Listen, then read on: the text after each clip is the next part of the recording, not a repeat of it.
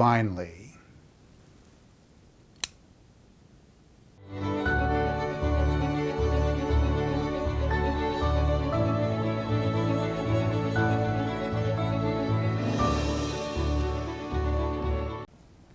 Welcome to Satsuki Bonsai Demystified. I'm Rick Garcia.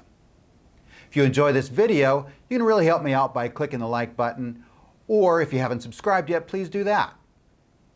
Now, in my previous video, which was on wiring, I mentioned that this is my favorite time of year, and it really is.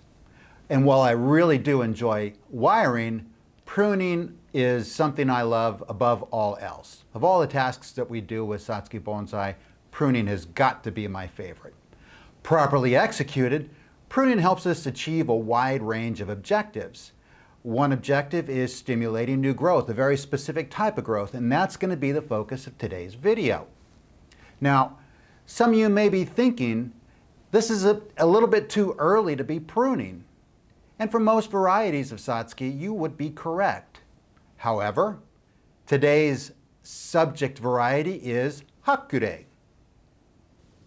You might be wondering, what's so doggone special about Hakurei? And that's a fair question. Hakurei possess characteristics that necessitate earlier maintenance. For example, the flowers are smaller than normal and they have sharp tips to the petals. And it's a Kenben style petal, which is a sword-shaped petal. The leaves are long and sharp and the bark on them is thin. Any Satsuki variety with these characteristics necessitate earlier work. And some other examples are Shuho no Hikari, or Benizuru, or Hakurei no Hikari. So now some of you may be thinking, how am I going to get the varietal characteristics for my Satsuki? If you are pondering that question, then this video is already successful. Too many books, online forums, or videos that discuss or deal with Satsuki do so only superficially. There's no detail behind them. And understanding the varietal characteristics is the key to achieving optimal results in any activities, any maintenance activities like pruning, wiring, repotting, watering, fertilizing, providing sun exposure, and other activities as well. It also allows you to establish a timeline as to when you work with trees. Depending on their characteristics, you might work on them earlier in the winter or later in spring, or you group them by their sun or watering needs. You can only do this if you understand the unique varietal characteristics. And that's what differentiates this channel from all others. We are always going to identify the variety that we work on in each video and share any unique characteristics that that variety may possess. So, enough with a shameless self-promotion. Let's get back to how we find out the varietal characteristics on Satsuki. There's a helpful dictionary, a Satsuki dictionary that's published by a publisher called Tochi no Ha Shobo. This is the latest dictionary that's out there. It's in Japanese, so you'll have to get it translated. Unfortunately, with this 2020 edition, they halted publication of the dictionary. So this is the last edition for the time being that they're going to, or that you'll have the opportunity to purchase. So if you have an idea that you want to buy something, scour the internet right now. Now, besides the most current last release, the 2020 edition, anybody that has any of the previous editions, make sure you keep those. This is where being a pack rat pays off, and I'm a card-carrying member of the pack rat group. The new editions were published, or when they changed editions, they were published every 4 years. And they would remove some of the varieties that were not quite as popular while adding new varieties. This is important to know because there are some varieties that you may only find in one of these editions. So if you have a variety that you can't find in one edition, check one of the previous years and you may be able to find something. Keep these things, and if you find some of the older dictionaries, make sure you buy those and build out your collection. That way you can get that historical representation of what those varieties are. So If you're looking for one, scour the internet. There are some online sellers that do have these, but I think they're probably getting scarce. So enough on the dictionaries. I think it's time to get pruning. So let's get cutting. Here's the flower for Hakurei. White with a green throat sure is a great combination. Let's quickly take a look at this tree before beginning our work. The biggest challenge that I'll need to overcome is determining the feature branch. The two lowest branches on the left are both candidates, with the lowest branch being the most conventional choice. However, this branch has reverted back to the Kozan flower. And because I enjoy the Hakurei flower, I prefer not to have a large branch in this tree with Kozan flowers. Additionally, it's best to avoid removing the branch entirely, as that would leave a large scar that may never heal. Considering this, my solution is to reduce the size of the lower left-hand branch and use the branch above it as the feature branch.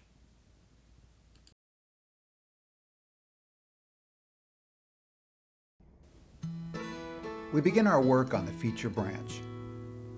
For the same reasons as with wiring, this gives us an opportunity to make adjustments on all other branches we cut to ensure they relate to the character of the feature branch.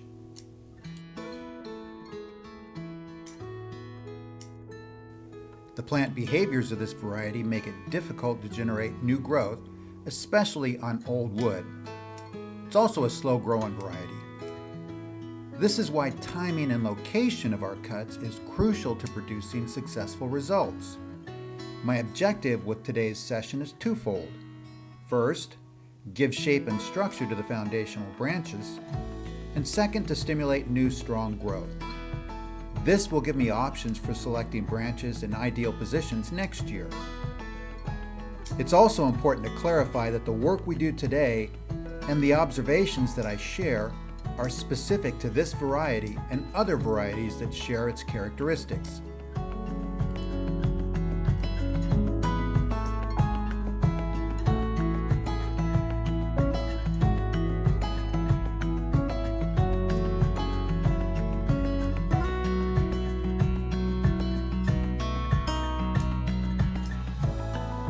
I'm going to take a moment to apologize for a habit I've developed over the years. And I didn't even realize this until making this video. To limit the debris falling on the soil surface, I hold each branch that I intend to cut. And while this keeps the soil surface clean, it turns out that it makes for bad video because I'm unintentionally obscuring the action. Rest assured that I will make adjustments in the videos that follow.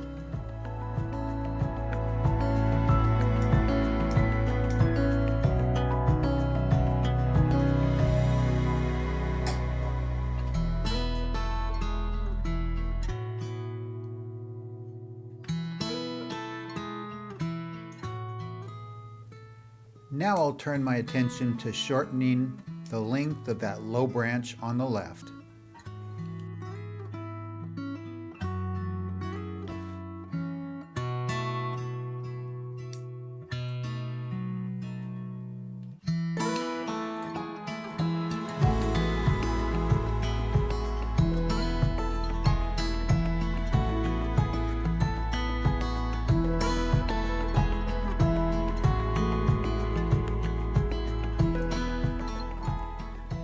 Now that we've been working for a little bit, I'd like to explore the purpose behind cutting individual branches for a moment. By this point in time, some of you might be thinking, this is kind of tedious and time-consuming. And I've seen quite a few videos, and maybe you have too, where masses of branches are cut in a single stroke. In and of itself, this isn't necessarily a problem on healthy trees. There is a good chance new branches will grow afterwards. But the resultant growth is uneven and disorganized. And while this type of shearing is useful for topiary and sheep, it is not necessarily good in achieving attractive bonsai style. Continued use of this type of pruning results in knuckles that develop at the branch joints, eliminating any semblance of graceful branch taper or structure. On the other hand, pruning each branch individually allows you to keep or remove select branches that complement the style of the tree. Only through selective, thoughtful pruning can you achieve beautiful branch structures such as that you see now. Making the effort to prune with precision yields Satsuki Bonsai with beautiful branches, allowing for display as bonsai and not simply for flowers. With this approach, your Satsuki can truly be admired year-round. Finally, I would ask, what's the rush? Perhaps you feel like you need to prune, but don't have sufficient time. If that is the case, wait until you do have time. It will be worth it. Ultimately, working with our bonsai is a relaxing, enjoyable endeavor. Take your time and enjoy the process. Not only will the result of your maintenance produce better results, but your satisfaction swells when you achieve the results you envisioned 6 months or a year later.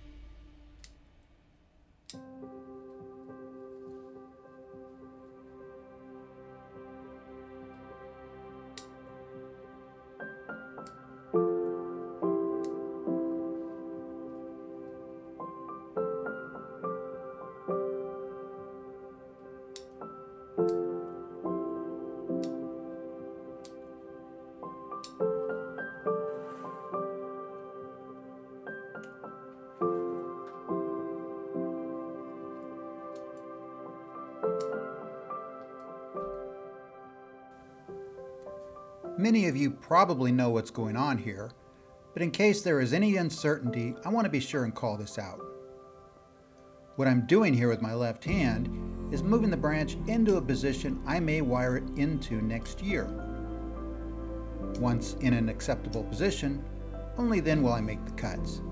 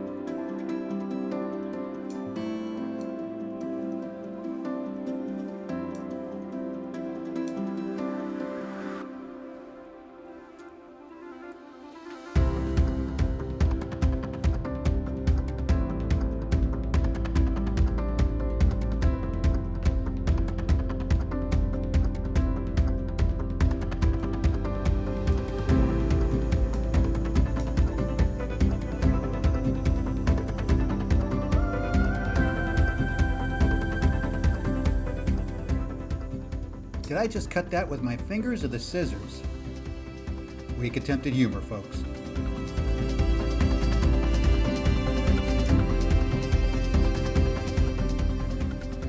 Throughout this session, I've been using a combination of 3 different types of cuts: aojiku, purujiku, and motobadome.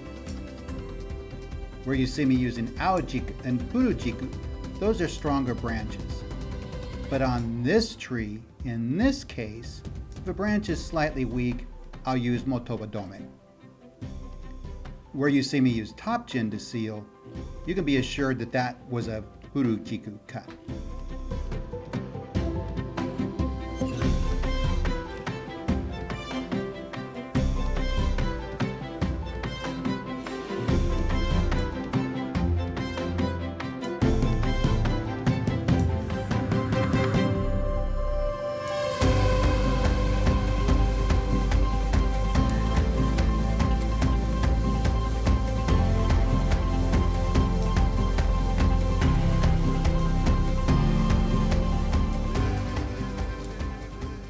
We're nearing the end of the session.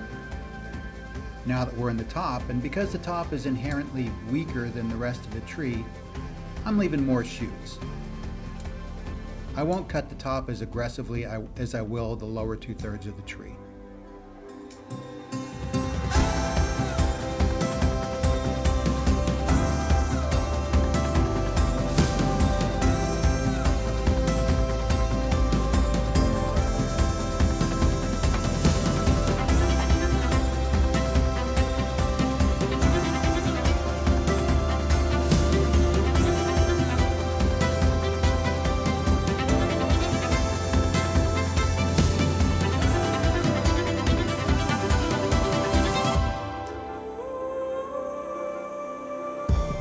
Voila, that is it.